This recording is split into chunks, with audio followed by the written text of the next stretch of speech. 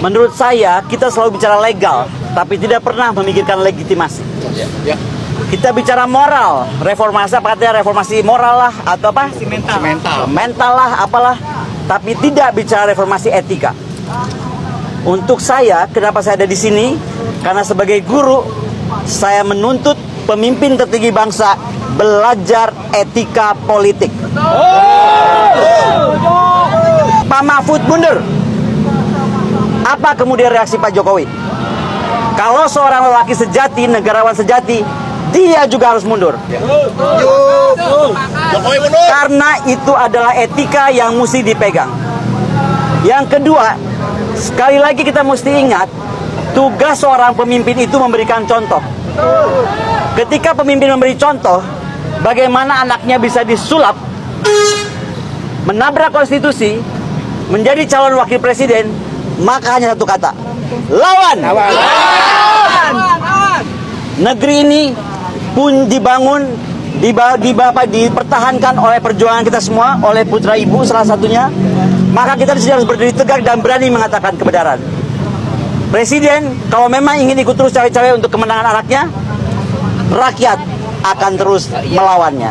Sosok analisis militer dan hubungan internasional Koni Rahakundini Bakri menjadi sosok diperhatikan usai pernyataan menghebohkannya soal Prabowo Subianto yang akan mengisi jabatan presiden hanya 2 tahun saja. Kini Ketua Tim Kampanye Nasional Prabowo Gibran, Rosan Roslani, dalam konferensi pers Minggu 11 Februari kemarin, menjelaskan isi percakapan yang terjadi antara dirinya dan Koni. Rosan kemudian membantah pernyataan Koni Rahakundini Bakri yang menyebut Gibran didesain jadi presiden setelah 2 tahun menjabat.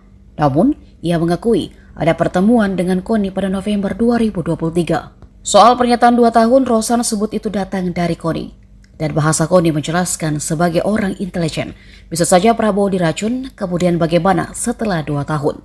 Kemudian keluarlah pernyataan dari Rosan yang menyebut Koni Rahakundini Bakri ingin jadi wakil menteri pertahanan atau wakil menteri luar negeri. Koni sendiri menegaskan apa yang disampaikan dalam video tersebut berdasarkan hasil diskusinya dengan Rosan. Ia juga menepis ingin bergabung ke dalam TKN karena lebih memilih menjadi akademisi murni. Diomongi ke saya oleh Pak Ambasador Rosan, tapi juga pernah didengar oleh Bapak Hasto Kristianto dalam pertemuan pengusaha di Singapura. Jadi kalau habis ini mau tanya sama Pak Hasto, saya... Dan pertama-tama tentunya saya sangat terkejut dan juga sedih juga gitu ya, karena ini datang dari Ibu Koni yang seorang akademisi dan intelektual yang mestinya tidak memberitakan berita-berita yang tidak benar. Assalamualaikum warahmatullahi wabarakatuh. Salam, Om Swastiastu, Namo Buddhaya, salam kebajikan. Pertama-tama terima kasih kepada seluruh teman-teman media yang telah hadir pada siang hari ini di masa tenang ini, yang dimana mestinya adalah masa-masa tenang, tapi karena pagi ini begitu saya mendapatkan banyak WA masuk ke saya yang bertanya mengenai hal ini karena beredar di banyak sosial media. Pertama-tama tentunya saya sangat terkejut dan juga sedih juga gitu ya, karena ini datang dari Ibu Koni yang seorang akademisi dan intelektual yang mestinya tidak memberitakan berita-berita yang tidak benar, berita-berita kebohongan seperti itu. Kalau boleh saya cerita sedikit biar semuanya pada jelas ya, bahwa saya sebelumnya tidak pernah mengenal Bu Koni. Sebelumnya ya, saya tidak pernah mengenal Bu Koni. Kemudian saya dikontak oleh Ketua Tim Media Pak Prabowo bahwa Bu Koni ingin bertemu dengan saya. Saya tanya untuk apa?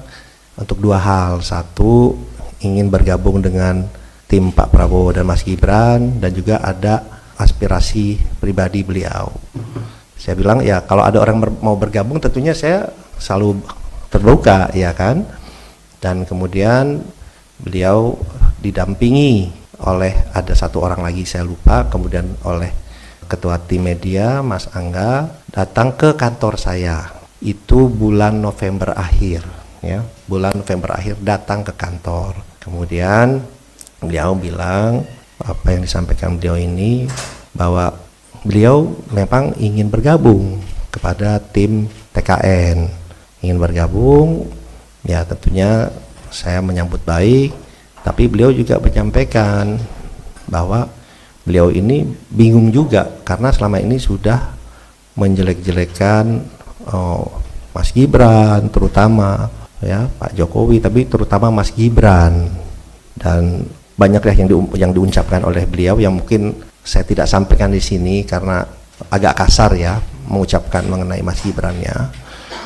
Dan kemudian beliau, saya bilang ya kalau mau bergabung ya udah Ibu deklarasi saja, kemudian bekerja yang baik untuk tim kami. Beliau ini bingung, dia bilang waduh saya udah sering ngejelekin Gibran, dia bilang gini deh, saya liburan ke Eropa dulu 1-2 minggu ini, liburan 1-2 minggu ini, kemudian saya akan kembali dan saya akan deklarasi, akan join, gabung lah, dia bilang. Tapi saya mesti mikirin alasannya nih, exitnya, beliau bilang lebih tepat, exitnya, alasannya, karena selama ini saya kan udah ngejelek-jelekin, biar kelihatan bagus alasan saya. Ya Ibu pikirkan saja, silahkan, saya bilang gitu.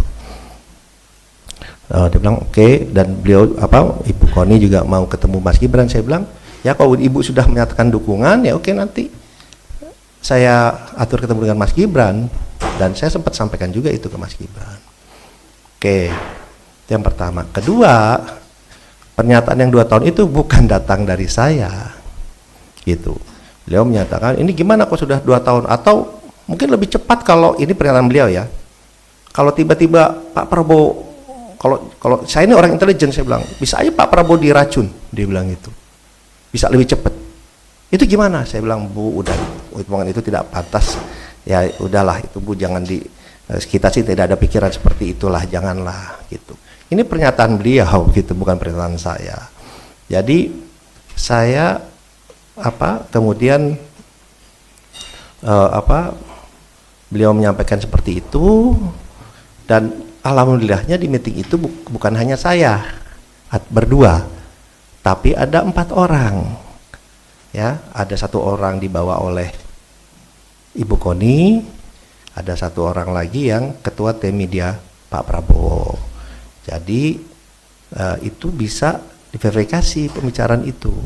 Tapi yang saya sayangkan yaitu pernyataan dari Ibu Koni yang seorang intelektual di masa-masa tenang ini mengeluarkan videonya beredar sangat masif ya di hari ini gitu.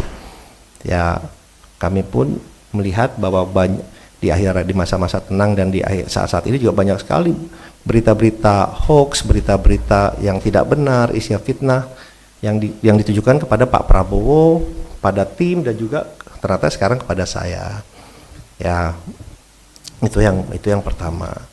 Kemudian dan yang kedua adalah sebelum pulang Bu Koni bicara ke saya, kita bicara berdua.